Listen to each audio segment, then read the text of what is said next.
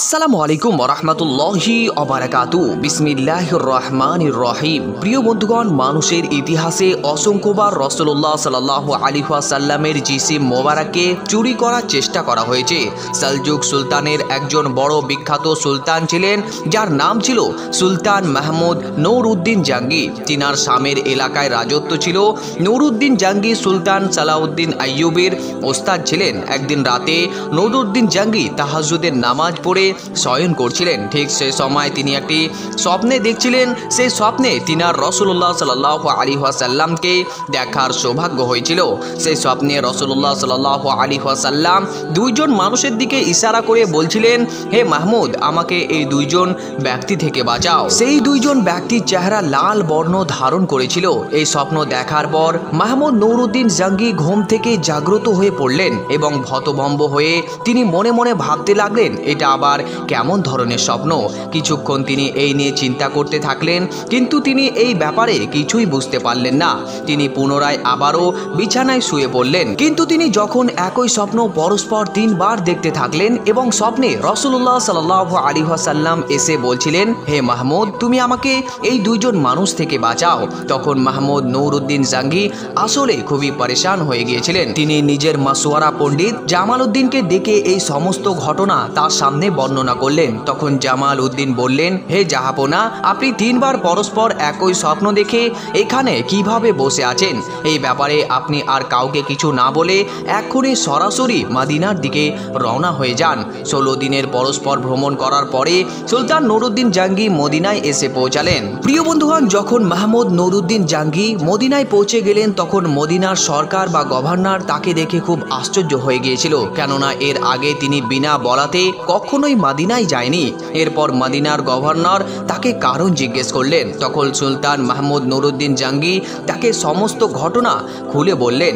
মদিনার গভর্নর তখন তাকে বললেন, সুলতান, তুমি কি সেই ব্যক্তিকে চিনতে পারবে? অর্থাৎ তারা দুজনের চেহারা দেখলে কি তুমি তাদেরকে স্মরণ করতে পারবে?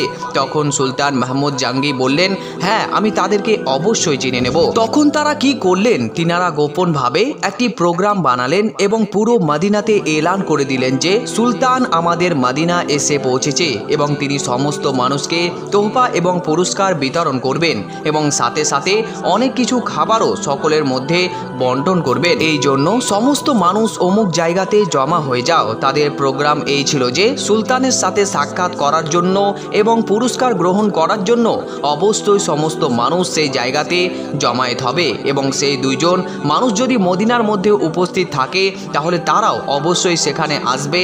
তখন সুলতান তাদেরকে দেখে অবশ্যই চিনে নিতে পারবে। ঠিক এইরকম ভাবে নির্ধারিত টাইমে শহরের সমস্ত মানুষ সেই জায়গাতে একই সাথে একত্রিতভাবে উপস্থিত হয়ে গেলেন এবং সকলে একের পর এক লাইনে এসে সুলতানের সাথে সাক্ষাৎ করলেন এবং তোহফা গ্রহণ করলেন। এক এক করে প্রায় সমস্ত মানুষের সুলতানের সাথে মোলাকাত করে চলে গিয়েছিলেন, কিন্তু সেই দুইজন মানুষকে সুলতান দেখতে পেলেন না। যখন সমস্ত মানুষ চলে গেলেন, তখন সুলতান মদিনার গভর্নরকে জিজ্ঞেস করলেন, মদিনায় উপস্থিত থাকা সকল মানুষ কি এখানে এসেছিল? আপনার এটা কি বিশ্বাস আছে যে কোনো মানুষ বাদ পড়ে যায়নি? মদিনার গভর্নর তখন উত্তর দিয়ে সুলতান মাহমুদ জাঙ্গিকে বললেন যে মদিনায় বসবাসকারী সকলেই তো এখানে উপস্থিত ছিল, শুধুমাত্র দুইজন মানুষ যারা কিছুদিন আগে মুরাক্কাস থেকে এসেছে তারা আমাদের অতিথি এবং তারা এখানে উপস্থিত হয়নি। কিন্তু তারা তো নেক এবং বুজরুগ মানুষ, তারা সবসময় ইবাদতে মশগুল থাকে এবং সাদকা ও খয়রাত প্রচুর পরিমাণে করে থাকে। তারা তো এই কাজ কখনোই করতে পারে না। এবার সুলতান নূরউদ্দিন জাঙ্গি বললেন, যদি তারা আমাদের সাথে এখানে সাক্ষাৎ করতে না আসতে পারে তাহলে আমরা কি তাদের সাথে সাক্ষাৎ করতে যেতে পারবো? গভর্নর সুলতানকে তাদের বাড়ি নিয়ে গেল এবং তাদের বাড়িটি রওজা রাসূল সাল্লাল্লাহু আলাইহি ওয়াসাল্লামের একদম সামনাসামনি ও নিকটবর্তী ছিল। যখনই সুলতান তাদেরকে দেখলেন তো তিনি সাথে সাথেই তাদেরকে চিনতে পেরে গেলেন এবং তিনি বলে উঠলেন, এরাই তো ওই দুইজন মানুষ যাদেরকে আমি স্বপ্নে দেখেছি এবং যাদের দিকে রাসূলুল্লাহ সাল্লাল্লাহু আলাইহি ওয়াসাল্লাম স্বপ্নে আঙ্গুল দেখিয়ে ইশারা করছিলেন।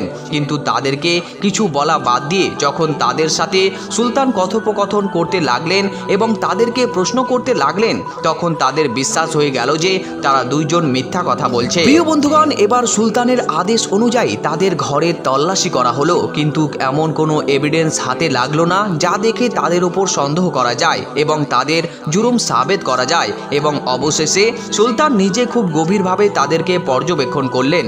একটি ঘরের কালিন উঠিয়ে তার নিচে উপস্থিত থাকা মাটিকে যখন সরানো হলো, তো দেখা গেল যে সে মাটির নিচ দিয়ে একটি কাঠের তক্তা ছিল, যাকে সরিয়ে দেখা হলো, তো দেখতে পাওয়া গেল যে নিচে একটি নতুন নতুন খনন করা সুড়ঙ্গ তৈরি করা হচ্ছে, যেটি রওজায়ে রসুল সাল্লাল্লাহু আলাইহি ওয়াসাল্লামের দিকে যাওয়ার পথ ছিল এবং সেটি রওজার একদম নিকটবর্তী হয়ে গিয়েছিল। যখন সমস্ত কিছু প্রমাণ হয়ে গেল, তখন সেই দুজন মানুষও ইকরার করে নিল যে তারা এখানে রাসূলুল্লাহ সাল্লাল্লাহু আলাইহি ওয়াসাল্লামের জিসিম মোবারক চুরি করার জন্য এসেছিল।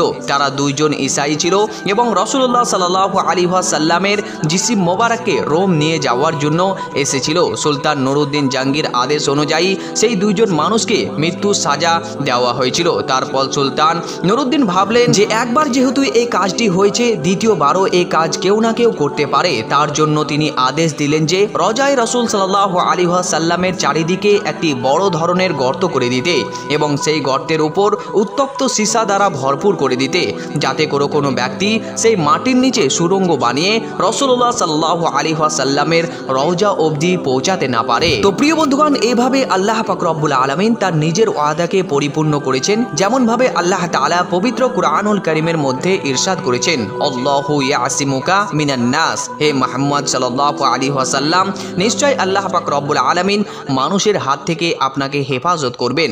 তো আল্লাহ পাক রব্বুল আলামিন হেফাজত করেছেন। নিশ্চয় আল্লাহ তাআলার অঙ্গীকার সব থেকে সত্য। আশা করি প্রিয় বন্ধুগণ, আজকের এই ভিডিওটি আপনাকে সত্যি খুবই ভালো লেগেছে। যদি ভিডিওটি ভালো লাগে তাহলে অবশ্যই একটি লাইক করবেন। বন্ধুদেরকে এই ভিডিওটি নবী করিম সাল্লাল্লাহু আলাইহি ওয়াসাল্লামের ঘটনা শোনানোর জন্য ভিডিওটি বেশি বেশি পরিমাণে শেয়ার করবেন। আর নতুন দর্শক হলে এরকম নিত্য নতুন ইনফরমেটিভ ভিডিও পাওয়ার জন্য চ্যানেলটিকে সাবস্ক্রাইব করে রাখবেন।